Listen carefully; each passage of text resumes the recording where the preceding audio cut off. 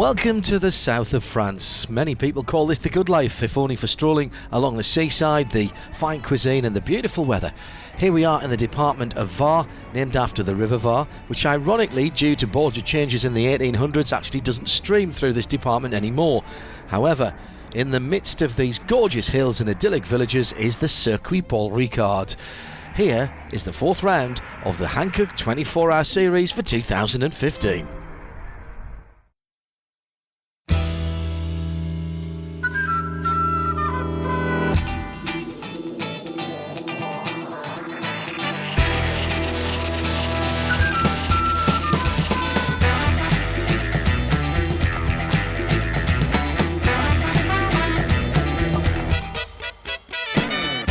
We've chosen Circuit Paul Ricard because it's a great venue and we've never had a race in France, so it's a good addition to our series.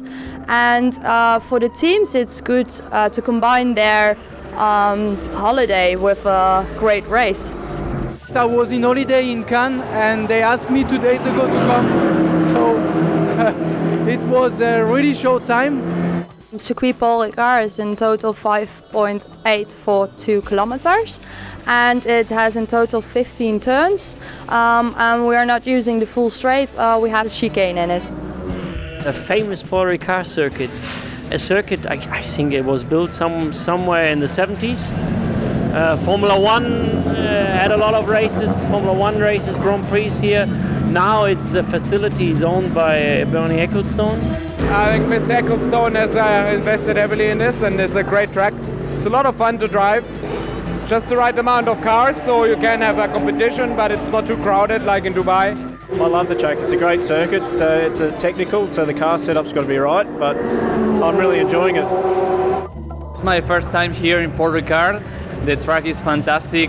It's a technical track. It's not an easy track. It's long, technical, and you need to stay concentrated all the lap. We have 2 or 3 corners that are very difficult, and if you do this corner well, you can gain a lot of time. It's not very good for our G55 because we suffer a bit on the straight, but the track is very nice, I think. Fast corner, technical part, very good. Not as lucky was the 160 Aston Martin caught Oyster Racing, whose car caught fire before qualification started, so they couldn't qualify and therefore will have to start the 24-hour race from the pit lane. We had some problems with power steering oil hoses. One breakdown and all the oil went to the exhaust, so we had some fire.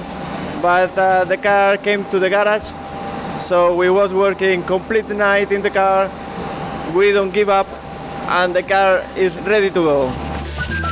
We had a problem yesterday with our car, and it took us a while to figure out what the problem was. And actually during the night, our mechanics finally found the engine problem. It was a high pressure fuel pump that was not working correctly.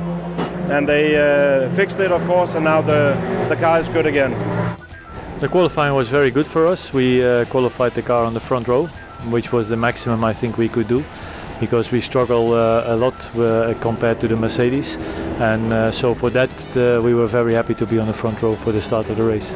We qualified P1 in class, so we're quite optimistic there's the win there. We've had our fuel limited because of how quick the car is, but I think we're quietly confident to get on the podium and we're aiming for a win.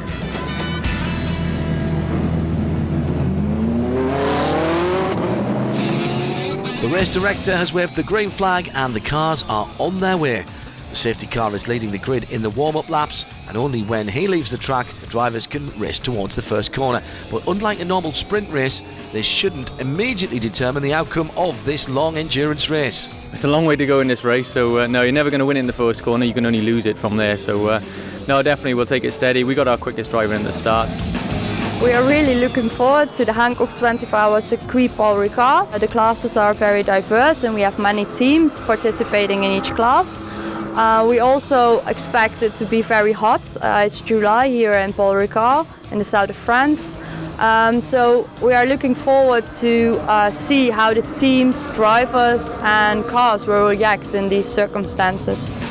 It's nearly 2:30 on Saturday afternoon. The safety car is off the track, the lights have gone off, and 24 hours of racing has started. My start was not very good. Well, I responded to the light very well, but I immediately got passed by 3 Mercedeses. We went into turn 1-2. I was alongside the number 2 car, and when we accelerated out of the corner, maybe you can show from the picture, I gave the car the number 2 Mercedes. Blekemolen was driving enough space, but he still managed to drive into the back of me. He hit me with his left front on my right rear wheel. We broke the toe link, and it's not a very nice start for a 24-hour race. Which was really unfortunate. It shouldn't happen in the first corner of a 24-hour race. I think we both pushed really hard for the position, and yeah, I got a bit of understeer. I didn't have a lot of space there, and we touched. Really unfortunate. On the start, I just backed out of it. There was a few people who wanted to treated it like a 10-lap sprint. You can't win it on the first lap.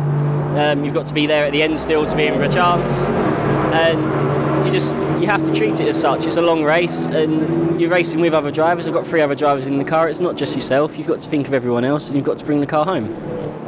Thomas Jaeger has secured first position for Ram Racing, followed by Lance David Arnold in the 33 Mercedes of SPF Automotive Performance, while Peter Cox struggles to get his Ferrari into the pits like Jerome Blekemolen did with his Mercedes. However, Peter has had to be collected by the flatbed truck, and that's took quite a while. It took me longer to get the car here than to actually change the suspension, because we as a team are really well prepared. We have everything already prepared from every corner, so they could manage to change the suspension very quickly and send the car again. You know, for the rest there was also no damage, not even a scratch. It was just the right rear wheel which was broken. I started the race. It was very difficult because my first experience here in this type of races, and the team gave me the responsibility to start the race, but it was very good. The problem is the temperature is very hot, and it's lap to lap your body starts to get on fire. It's difficult to drive in this condition. I have a problem. A Porsche in front of me hit one of the objects that is outside the corner, and this object fly, and when it fell down I hit the object and I broke my radiator, and we lost a lot of time, 27 minutes in the pit. So I think we were 4th or 5th in class, but we just got turned around by one of the Porsches, and I think they lost their braking point, came in a bit hot and just hit the rear axle of our car. The wheel was fine, but unfortunately it broke the bottom wishbone, which unfortunately lost us about 12 laps, but we got back in the race and hopefully we'll make it up now. Racing in the Hankook 24H series is not only for the win today, but also for the overall championship. Let's take a look at the current rankings halfway through the season. 3 events behind us, and of course 3 events ahead.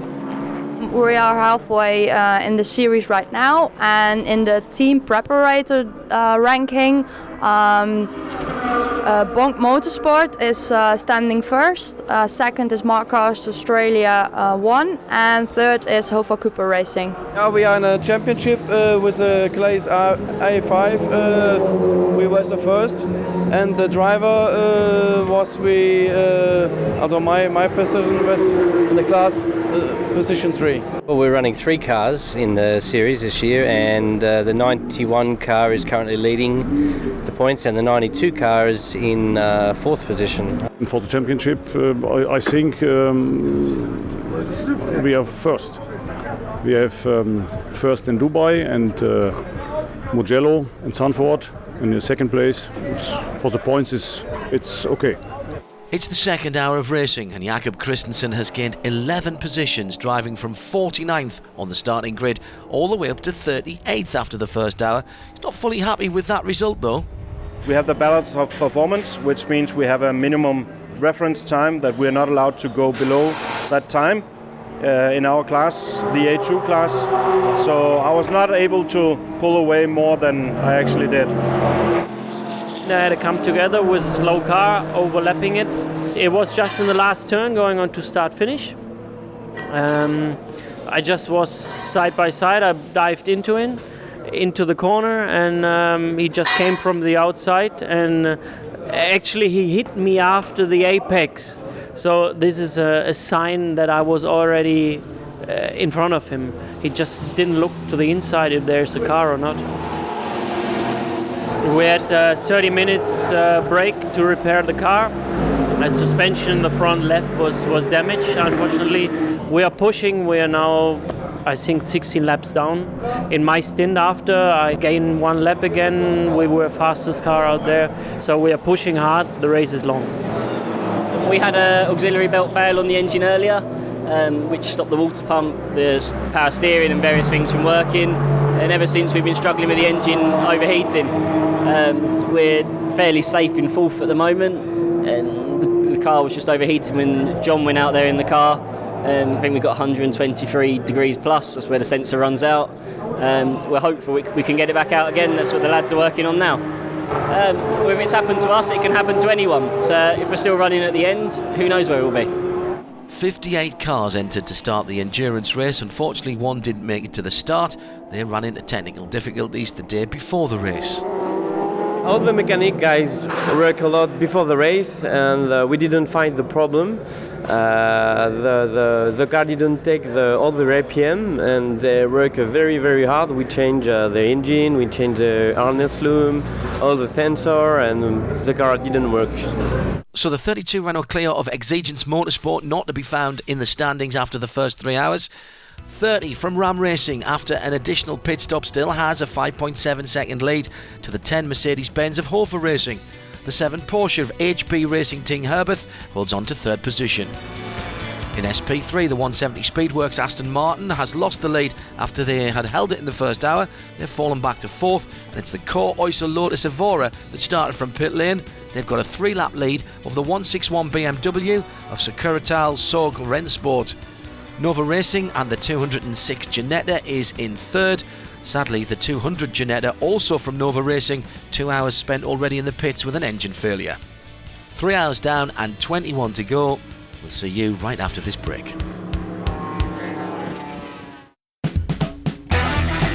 Welcome back to the Hankook 24 Hours of Circuit Paul Ricard.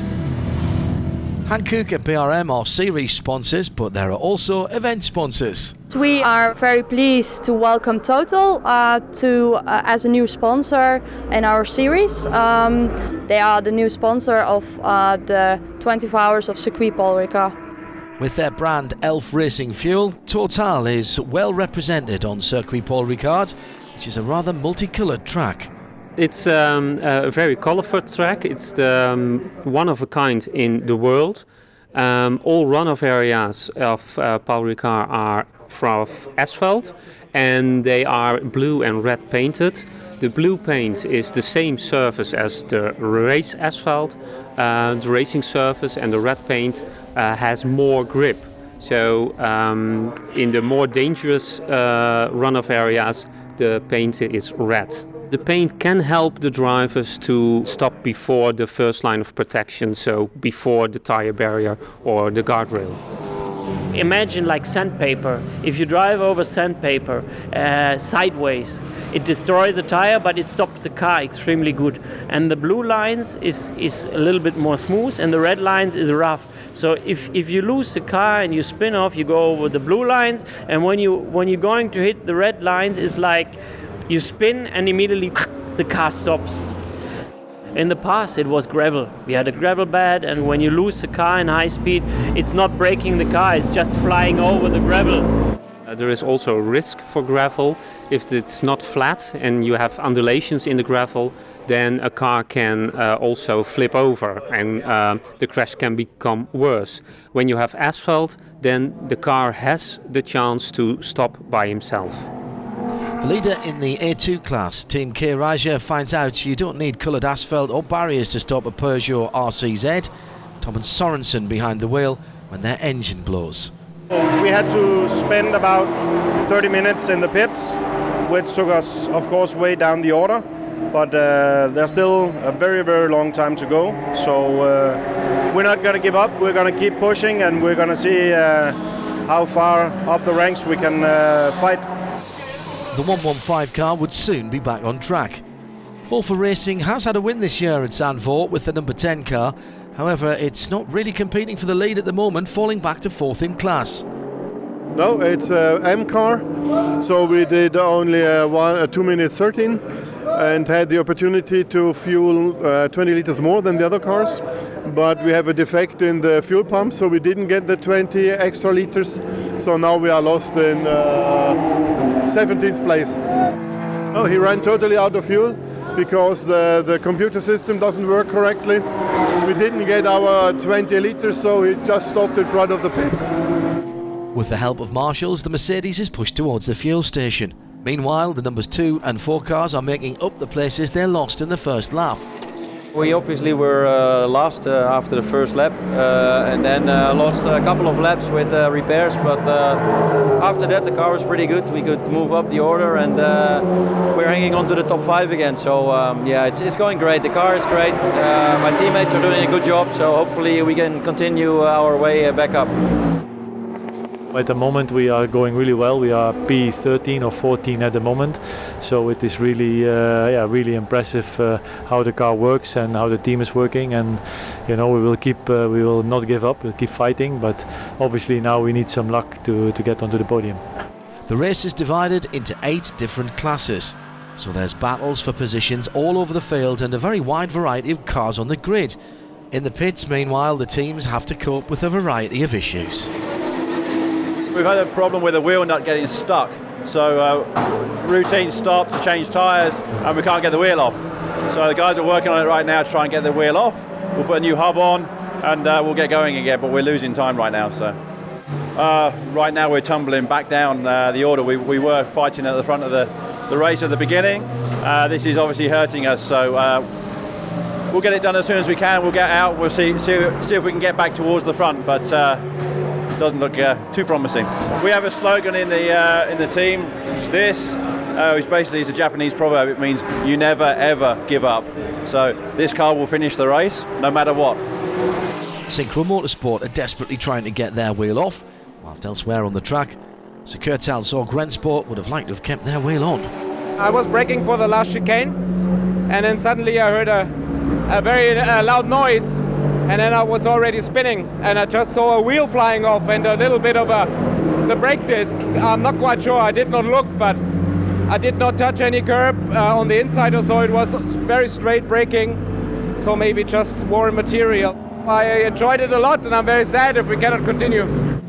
It's already past little children's bedtime, but on the track there are many drivers who are enjoying the circuit far too much to think of sleep. The circuit is very nice. It's a very technical track, but for a gentleman driver not easy, and I think we will see during the night quite some casualties, I think. So as it slowly begins to get dark, here are the standings after 6 hours. In the overall classifications, not much has really changed. The Hofer Racing number 10 car has fallen from 2nd to 4th. That leaves the top 3 with the 30 Ram Racing car in the first position. 2 minutes between them and second place HB Racing Team, the Porsche of Team Herberth in second. Simpson Motorsport are 4 laps further behind with their 16 Audi R8.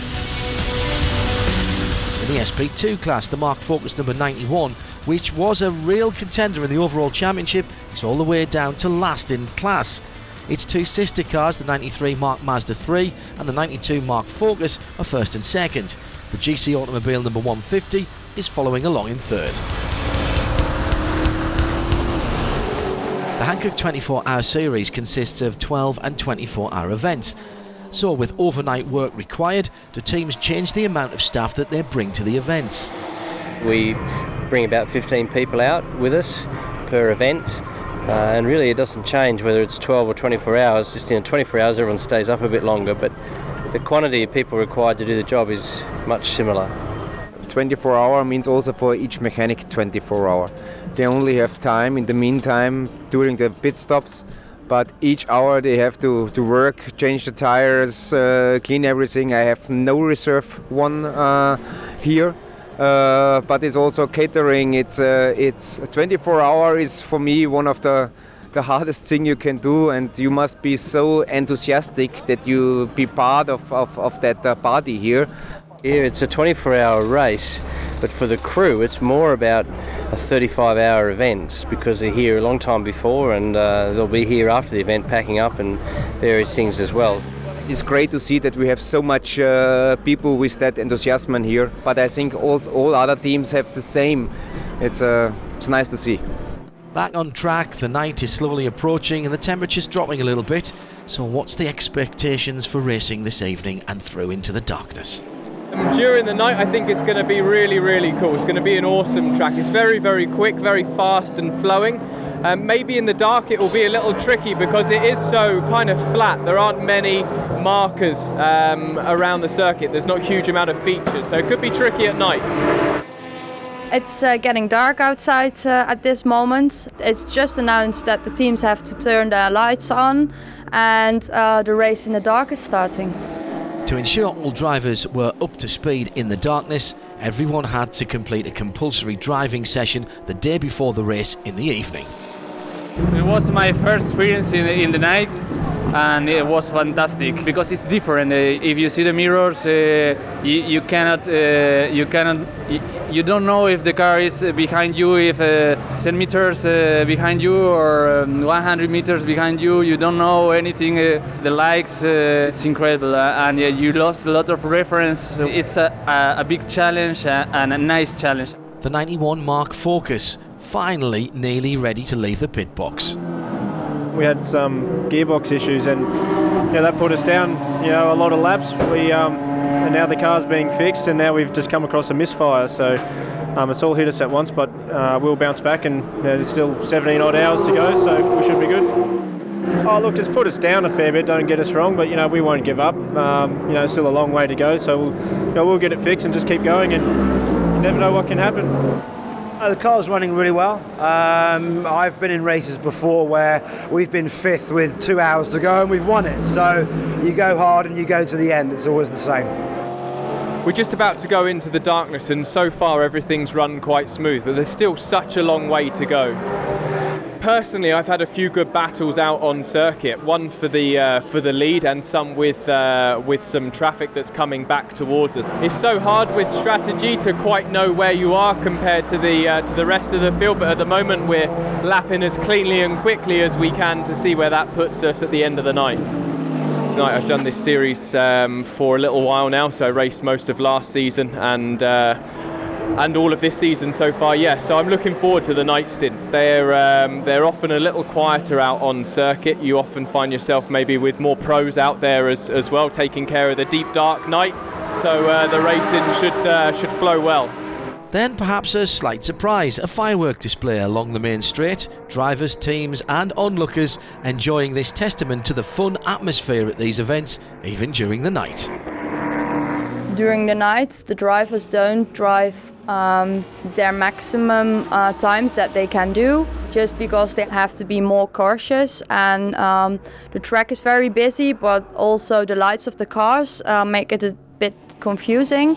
So most drivers drive more carefully than they do during the day. And here's how it stands after 9 hours. Top three identical to the 6 hour mark. It's in the 6th position that things start to get interesting. Francois Perraudot and the Cribillé Sport Porsche is competing in the 997 class and well up the overall leaderboard. The SP3 class, mainly GT4s, and the Securtal Sorg Rennsport 161 have had to retire their car 5 hours and 20 minutes into the race. 3 hours ago, they still had 3rd position, now last in class. Nova Race have their 206 and 200 Ginettas 1st and 4th respectively. Core Oyster Racing now up to 2nd in class, and Speedworks Motorsport have some catching up to do with their number 170 Aston Martin. The 24-hour series powered by Hankook is an official FIA series, which meant 1 or 2 changes were necessary from last year. The FIA status didn't change many things in our series. The biggest change is that the drivers need an international license. They can't participate with a national license anymore. So the minimum license that they need is an international D license. The rest of the regulations, we are allowed to keep them as they were. But with or without FIA status, drivers clearly enjoy this endurance series, if only for the unpredictability. We started way at the back, because we had to start from pit lane. So the first stint we went up from way in the back to 23rd, third in class. I think we're now second in class, but I just got out of the car, so I don't know yet. We actually had some problems with the car yesterday. They worked really hard. So far we had no problems in the race. It's a little bit difficult in the dark because not all the corners are lined out as perfectly. But it's lots of grip here, great circuit. It's a lot of off-road areas, so there's not much can go wrong. It's great. I would say probably the max is a bit less than during daytime, but one always tries to get the maximum speed.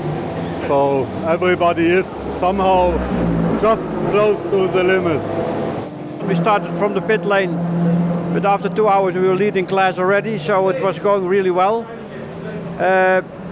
Then we had a little issue with the toe-in link which came loose, and we fixed that as well, and we came back to second place again. And we were doing really well to catch up, but eventually we had a misfire, and basically we blew the engine.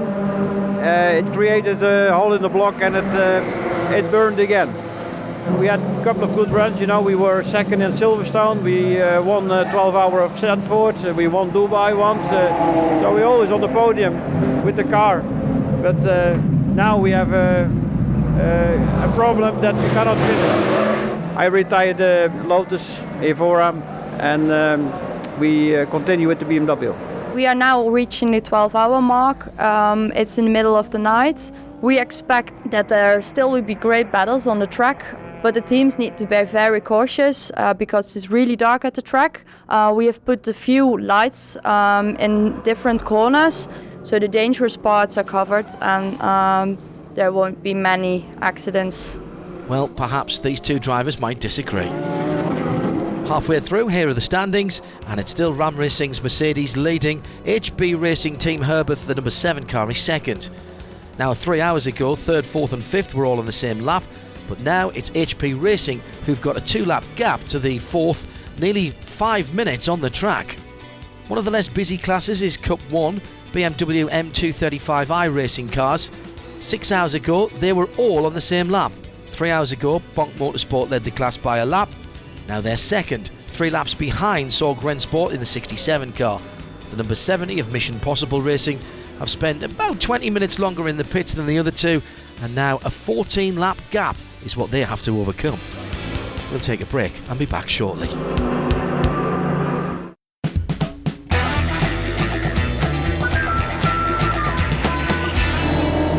The Hankook 24 Hours of Circuit Paul Ricard is heading into its second 12 hours of racing in this endurance event organised by Creventic.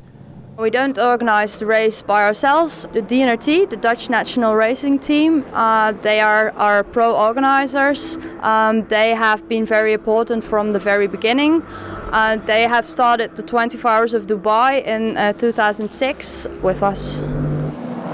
DNRT started as a team, and in the past they also started organizing car racing events, especially for amateurs, and together with Creventic they are now responsible for the sporting part of the 24-hour series.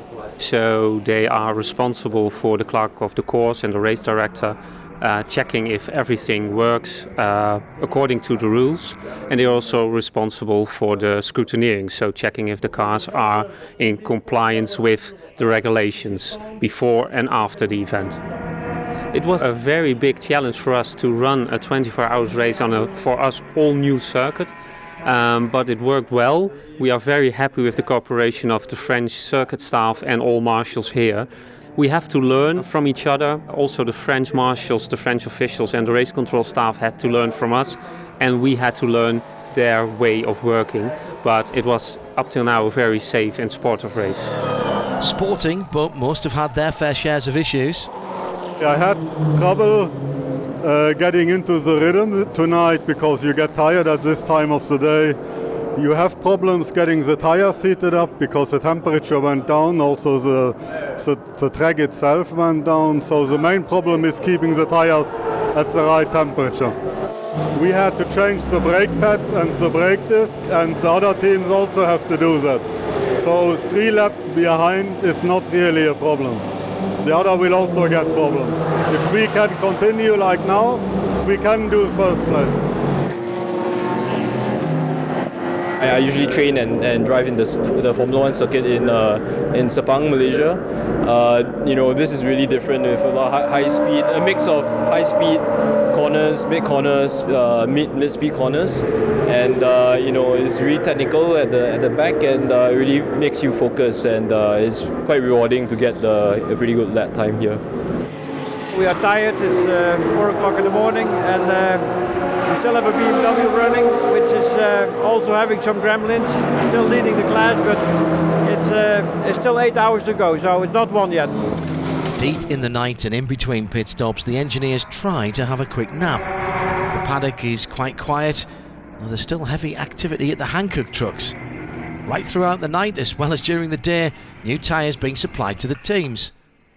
That's not the only activity, as on the other side of the paddock is the fuel station. Just as during the day, race cars are arriving here at regular intervals. And let's not forget our volunteer marshals. The night was very good. What we can maximum with 4 people on the car, and we have repaired the car in the night after the accident, and the crew was very good. The number 2 Mercedes of HP Racing is holding on to 3rd place. We make our main mistake at the beginning. We lost 6 or 7 laps. After that, we make a perfect job.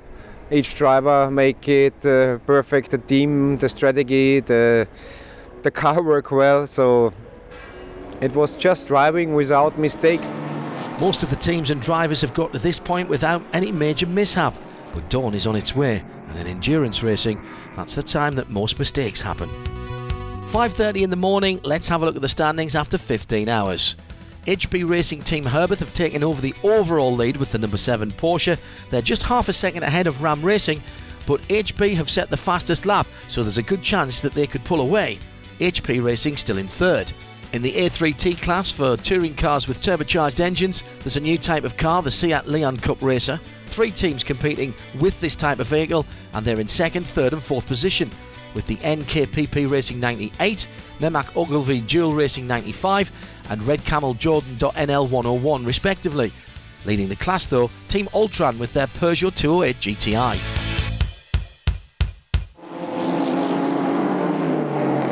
With a sea of headlights behind you, it's a totally different experience to drive through the night.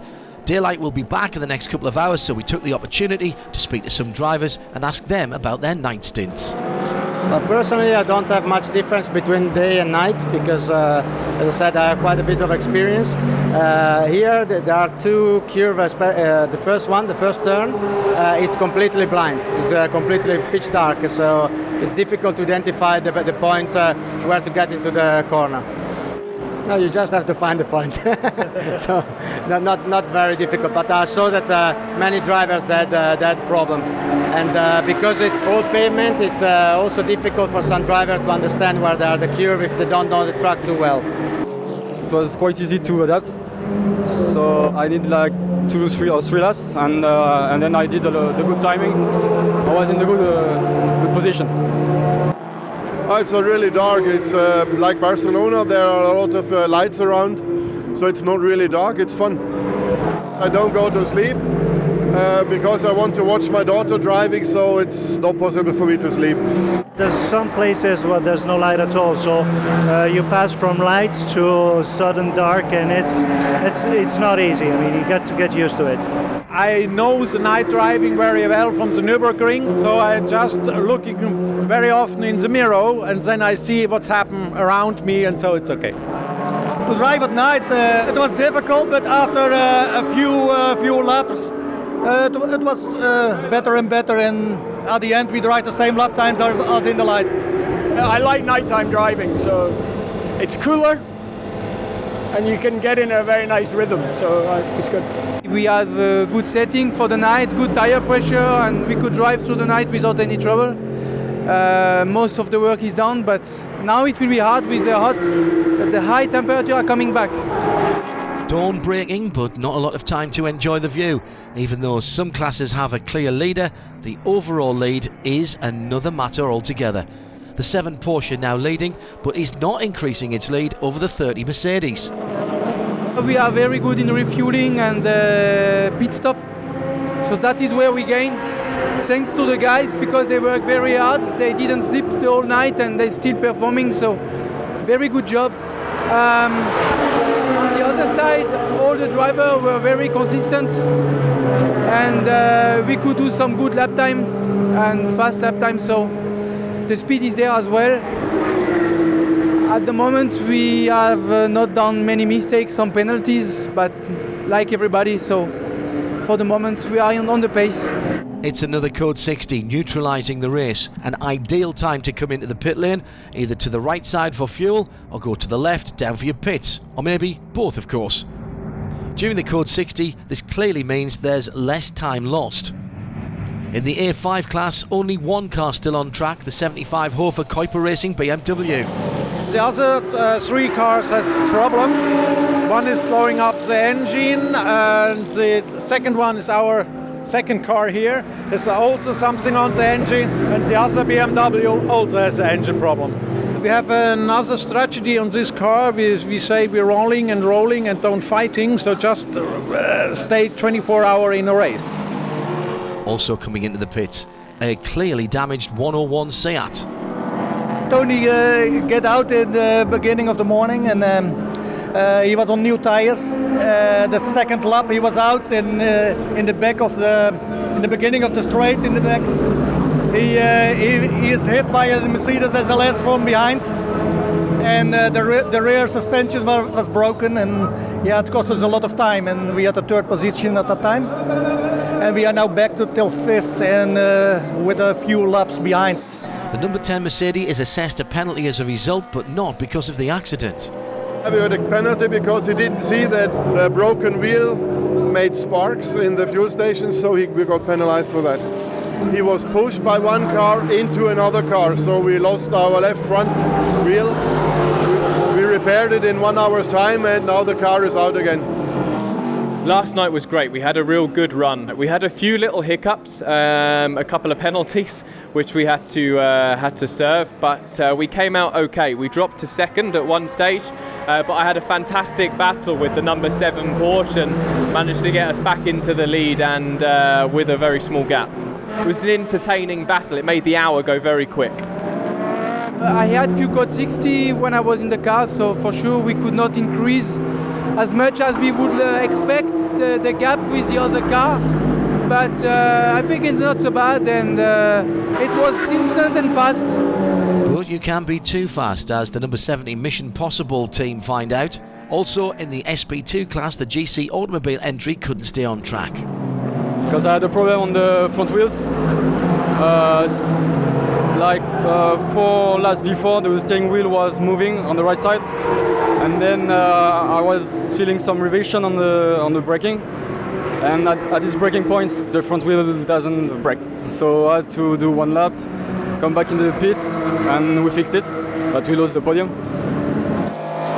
As soon as I went out, I had a lot of smoke in the cockpit, and the engine was cutting, which suggested some kind of safety electronic gadgetry, so I just brought it back in. They figured out what it was. I think it was possibly something to do with the fuel pump. Quite a few cars now are many laps down on the competition, and with 6 hours to go, there's less and less hope for a podium.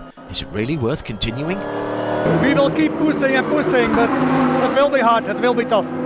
8:30 in the morning, and the HB Racing Team Herbeth number 7 is in the lead. Second for Ram Racing now, a lap behind. And third, it's HP Racing's number 2 Mercedes. The leader has just set the fastest lap too. Already had the quickest lap on lap 123, and now does a 2:08.2. In the A2 class, the number 112 Presenza.eu Racing Team Clio has to settle for second in class after winning the last race in Zandvoort in Holland. The number 110 Autosport GP Renault has increased its lead by 2 laps, and the other Renault of Autosport GP not too far away in third. So we have still 6 hours left, and we're really looking forward to the rest of the 6 hours in the lights.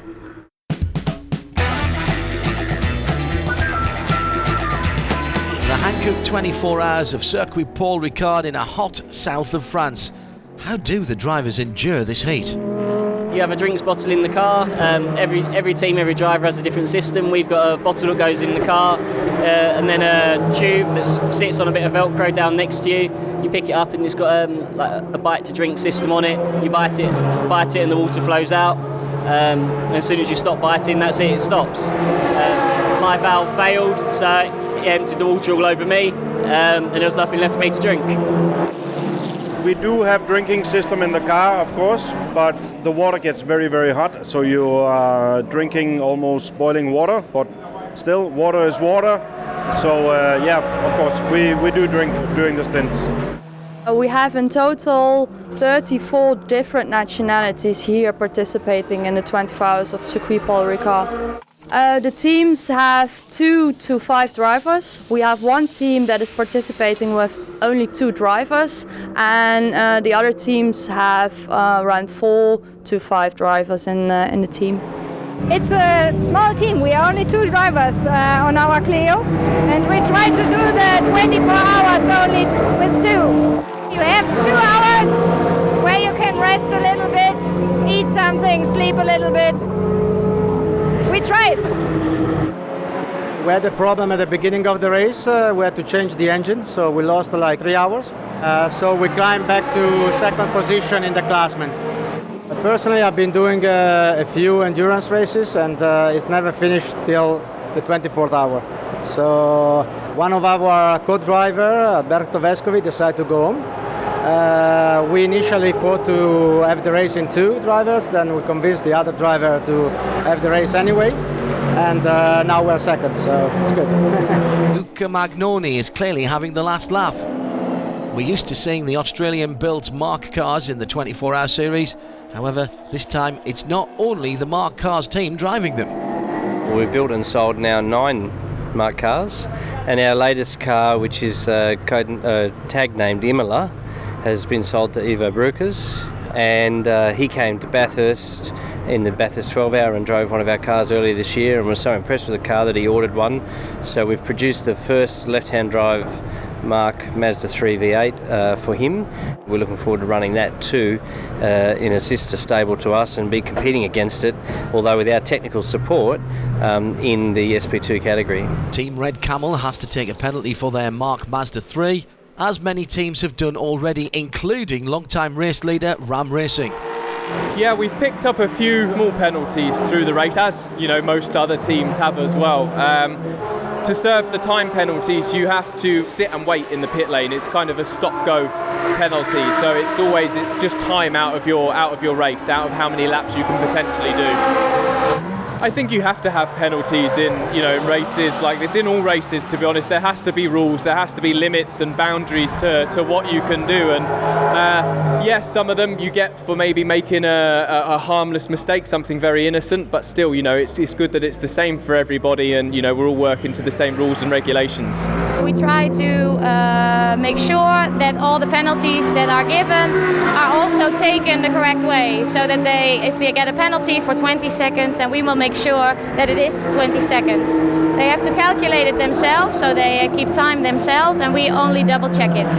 They get the penalty from the officials. It's brought by a runner to the box.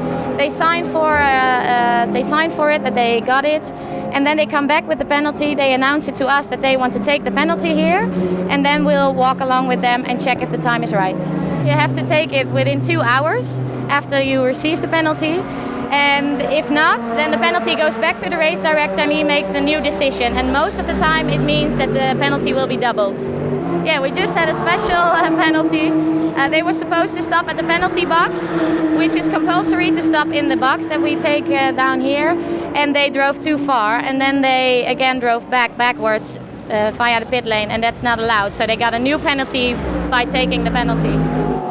Just a couple of hours to go, still not smooth sailing for every car. It's happened. I have an accident with the speed of 170. I lost my tire, you see it here. I spin 4 times, and now we have to fix everything to make safe that we can go make the rolling out. It's not an experience what you need on a Sunday morning, but it's okay. I'm not sure we can move further up. But I think with all the problems we've had since the beginning, if we get P4 in the end, then it's already a very good result. This has been a great test of the endurance of man and machine, and in the final 3 hours we'll find out who has the most stamina. 21 hours of racing are completed and the overall position roughly the same as it was 3 hours ago, with first, second and third being the 7, 30 and 2. In fifth position is the number 17 Ruffler Racing Porsche 991 Cup car. It's in the 997 class and leading that, of course. They've got an 8-lap gap between themselves and the 55 Cribelier Sport machine. Porsche Lorient Racing with their 997 Cup S cars are in third and fourth for their 62 and 63 cars. Only the number 52 MSG Motorsport car, which didn't make the 9-hour mark, is gone. Everyone else is still in the race. After 21 hours, the fatigue is an extra battle to overcome, but most have managed to do so. Of course, you are tired. It is 24-hour racing, and that is the sport, to get everything out yourself and out the car. And yeah, of course, we are tired. Well, tired. I'm totally top fit normally, but tired. I will be at 4 o'clock in the afternoon. I don't know. We are maybe fifth, so we'll try to do the best. I don't know. The number 150 GC automobile has veered into difficulties. At the head of the field, it's still been fought out between the 7 and the 30. If we can come away with the win, that will be fantastic. You know, for our championship, anywhere near the front is going to be good. It's good points, but for us as a team, we want to get the win and get that kind of monkey off our back. The number 200 Jeanette is in difficulty. Its sister car, however, has a gap of over 90 laps and the firm class leader in SP3.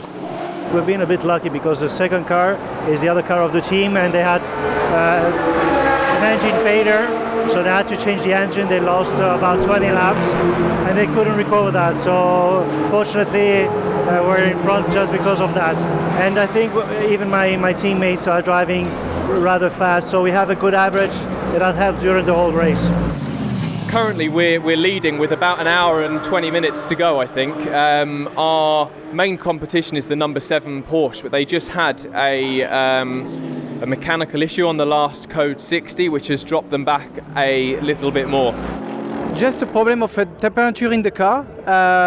We've got some electronic problem, and with the hot in the car and the high temperature, I get alarm and the ECU stop, I think, or something like this. We've been crunching some numbers, and we still think they have an outside shot if the code 60 maybe falls at the right point, but we're doing all we can to combat that. The last stint was very hard because the temperature was very hot in the car, and we got a big gap from the second. We have 4 or 5 laps in advance, but we have to be very sharp on the car, to be very careful with the car to go to the last turn and have the win. Just over half an hour of racing to go, and the 150 car had to pit and could not be repaired in time to cross the finishing line. The Hofer Kuiper Racing 75 has also had to spend a lot of time in the pit, but has managed to get out in time to finish the race. The last lap of the race has started, and in the last minutes of the race, there's no major changes. It's Jerome Blakemolen just behind the race leader, but laps down, who secures third position for HP Racing. Tom Onslow Cole makes no mistakes and wins for Ram Racing. Alfred Renard, sadly due to a technical issue, was unable to hold on to the lead and has to settle for second. At the end, they were stronger, they did less mistakes than us, so at the end we are second. But after 24 hours, it's a good result. I think we were always fairly comfortable that it was going to be very tight between us, but ultimately we knew that it would be a code 60 or something like that, or a mechanical problem that would affect one or other of us. In Mugello it affected us, and here it's affected the Porsche. But it's nice to fight. Before yesterday someone told me that we finished on a podium. I say it's normally not possible, you're a dreamer. But some other ones have bad luck. We have more luck, I would say. Overall, the key was a perfect car, perfect driver, good job from everyone, and a bit luck also.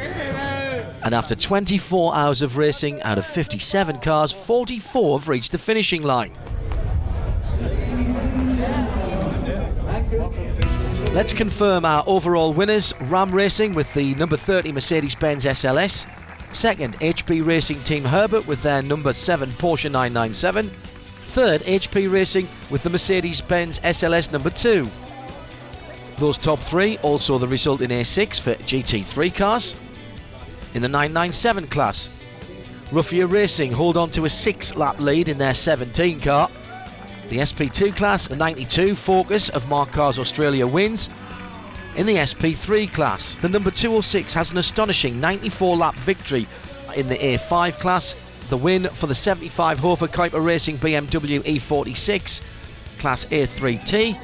Team Ultran did a great job here with their number 208 Peugeot GTI.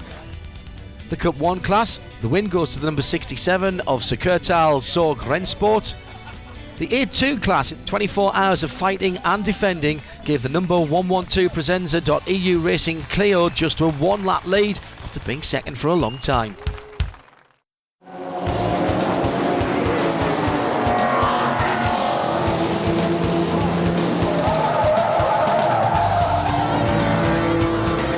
That was the Hankook 24 Hours of Circuit Paul Ricard. We're leaving the beautiful south of France now, and will return to racing on the 5th of September in what we hope will be sunny Spain for the 24 Hours of Barcelona.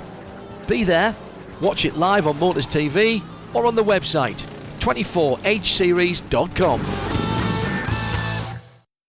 This programme is brought to you by Hankook Tyres, BRM Watches, Radio Show Limited, the DNRT and Motors TV.